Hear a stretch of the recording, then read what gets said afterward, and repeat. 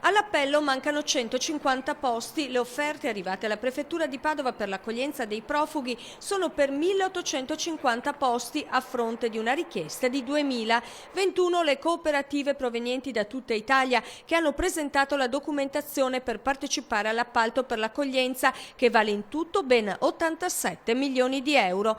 Ora la Commissione di Palazzo Santo Stefano procederà con le altre valutazioni di tipo tecnico ed economico che porteranno alla aggiudicazione della gara per il prossimo biennio, anche se, come detto, mancano 150 posti per completare il bando.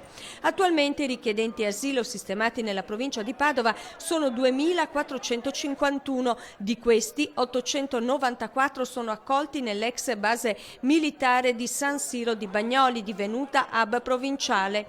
Sono invece 1.107 i migranti che hanno trovato ospitalità nei 44 comuni sui 104 che compongono la provincia di Padova, che hanno deciso di accoglierli. In città, dopo la chiusura dell'ex caserma Prandina di via Orsini, arrivata ad ospitarne ben 500 nell'estate del 2015, sono dislocati 450 richiedenti asilo, tutti con la formula della microaccoglienza.